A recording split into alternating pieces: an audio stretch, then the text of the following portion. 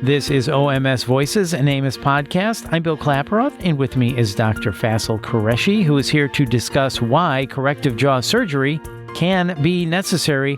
Dr. Qureshi, thanks for being here. Hey, Bill, good to see you again. You too. Thank you so much. Always enjoy having you on OMS Voices.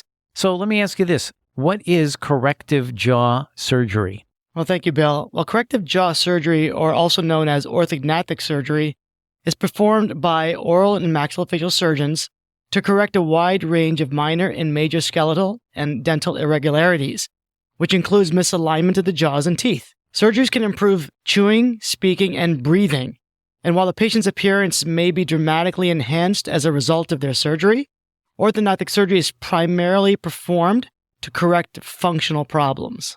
Is it generally elective surgery at this point? Correct. So most of the patients are referred by either their orthodontic practitioners looking for a bite correction. Some will have difficulties with chewing, biting normal foods, even biting into lettuce, difficulty with swallowing sometimes and speaking. Oftentimes they can come in what we call with open bites where the teeth don't touch, and that might indicate the need for corrective surgeries. Okay, and those types of conditions, if severe enough, require surgery. Are there non-surgical treatments for the things you just mentioned? Yeah, so depending on the discrepancy of how the teeth fit, most likely the orthodontist will make the assessment if it can be corrected with simple orthodontic tooth movement that can correct minor problems. The major problems we get involved when the orthodontist can no longer correct the teeth positions, and therefore the bite, we get involved by moving the bones. Okay, got it. Are there other people that would need surgical correction of skeletal deformities outside of what we just talked about? Yeah, I mean, there are people who present with chronic, what we call TMJ or facial pain issues, headaches, etc. People who demonstrate excessive wearing of their teeth. Those can also be related to a misalignment of the jaws itself. Also, I treat a lot of children with birth defects from cleft lip and palate deformities, or what we call facial asymmetry issues. They also come to us, but at a later stage in life once growth is complete. So you can perform these surgeries on really any age then, it sounds like, from children to people that are fully adult? There are some cases where we do intervene when children are younger, but we do like to wait till the growth maturation is complete. So therefore, we will see them between 16 and 18 years of age, unless it's a significant facial deformity that maybe affects a psychosocial aspect of the patient's condition. Sure, like somebody like a smile, right? Or an obvious chewing problem. Chewing problem, I mean, we do see a lot of patients who in the elementary school systems get ridiculed, bullying, and that affects their development because of the facial appearance. And they see us earlier for earlier correction. We don't like to do that earlier, but sometimes we do offer that as a step in between. Let's talk about the corrections then. What are some of the common corrections of dentofacial deformities? So we've got open bite deformities, as we mentioned. That's when some of the bone in the upper tooth-bearing portion of the jaw is removed. The upper jaw is then secured and positioned to realign the position of the upper jaw. The lower jaw can be either protruding or recessed. That's either a strong jaw, we call an underbite, or a receding jaw or an overbite, both leading to separation of the upper and lower teeth meeting. The lower jaw, we also see patients with receding or weak chin positions, even though the chin is not structurally a functional part of the face, but it is a cosmetic issue that is often related to a underdeveloped lower jaw. Okay, so that's interesting. So people with an open bite, an overbite, an underbite, and then a weak chin, as you said. You know, as you say all that, I'm like, how is my jaw doing? You're making me self-conscious. No, I'm kidding. So tell me about the Lefort osteotomies. So Lefort is actually the name given to an upper jaw procedure, what we call the maxilla or mid-face. So the mid-face is really the area of the cheeks and the area of the nose and upper lip region. Lefort was actually termed by anatomist Henry Lefort, who determined that there were 3 categories of a Lefort procedure, type 1, 2, and 3. Okay, so can you spend just a little bit of time and tell us about each of those procedures? Sure. Lefort 1 osteotomy is what we call the most common type performed to correct most of the problems related to the upper jaw. Upper jaw can be either excessive, which is vertically, be longer. It can be retruded, that means back in the back position, or in the open bite position. So we can use the Lefort to correct those three common scenarios. The second version is a little bit more advanced condition we call Lefort-2 osteotomy. And Lefort-2 really is performed for a more complex facial deformity that it really involves the cheekbones and under the orbits or the eye sockets. And if you have underdevelopment of this mid-facial area, we perform the what we call the osteotomies or the cuts in a higher level. And then finally, of the most extensive is the Lefort-3 condition, where we actually, the entire orbits and midface is moved to correct the severe craniofacial deformities such as Crouzon's or Apert syndrome that we see in our craniofacial clinics. Okay, so Lefort 1, 2, and 3. Generally, how do you do this? This is all actually strategically done with meticulous planning using now cone beam software, CT scan, what we call DICOM software, engineered and planned with partners in industry. And we can actually precisely make these bone cuts with the use of surgical guides and templates. So we know exactly what we're doing at the time of surgery. All the surgery is performed in the mouth. There are no external cuts or scars that the patient has to experience or endure. And so they're really well hidden.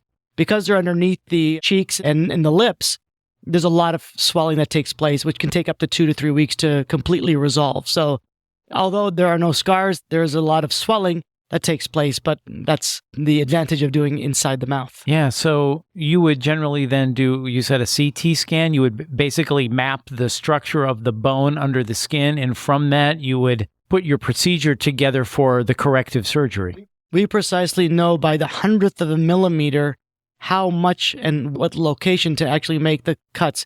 For example, some patients may have areas of the bone that are weaker than others, so we know exactly where to stay away from. There are nerve structures that we can navigate around and prevent any adverse nerve injuries that used to be a potential complication. And you'll do this through the mouth then, up into the chin if it's Lefort 2, right? In the cheeks up top, and if it's in the chin, we do it in the mouth to get to the chin as well, or the back of the jaw.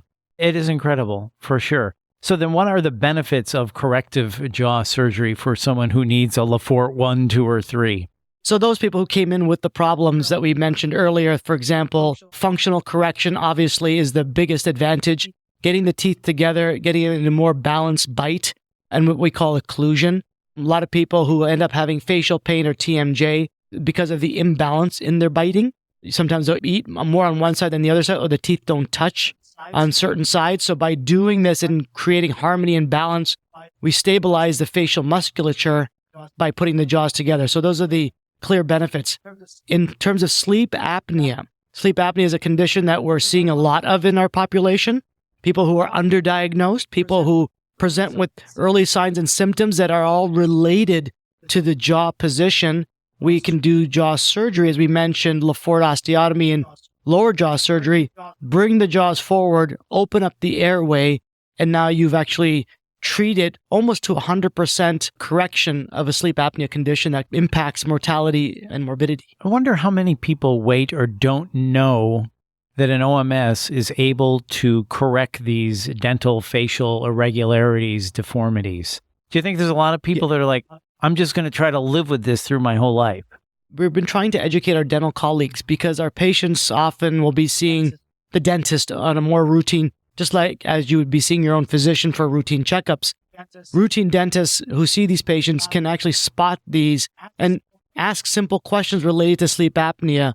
There's a quick algorithm called Stop Bang, which is the acronyms for the various questions to ask regarding sleep apnea symptoms. If they have those symptoms, send them our way. And these are really quality of life issues. If you're having trouble with your bite, eating, going to parties, smiling, I mean, this is really self-esteem. These are real quality of life issues. Is that right? Absolutely. And like I tell all my patients, because I do so many of these orthognathic procedures, we're correcting the bite, we're correcting all the functional issues. You will have a facial change that's for the better because we are correcting proportions, facial balance. Wow. Again, this is amazing. Dr. Koresh, I always love talking to you about these things. So as we wrap up, any final thoughts on corrective jaw surgery?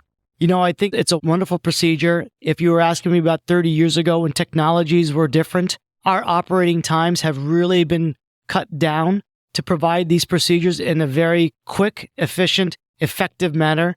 I can do these procedures within less than 2 hours, change the patient's complete outlook of what they came in for, without the long-term effects, the side effects of swelling, and we don't wire the jaw shut. That's another misnomer.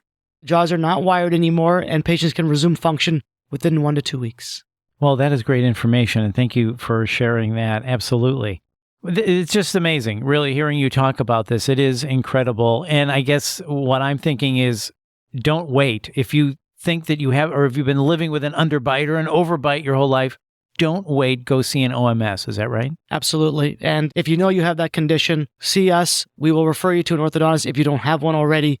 We work in collaboration with our orthodontic colleagues to get the best outcome. Absolutely. Dr. Qureshi, thank you so much for your time. We appreciate it. Thank you for having me again. Absolutely. And once again, that is Dr. Faisal Qureshi. And for more information in the full podcast library, please visit myoms.org. And if you found this podcast helpful, and hopefully you did, please share it on social media so other people can learn about this amazing things that our OMSs are doing today. And don't forget to subscribe. Thanks for listening.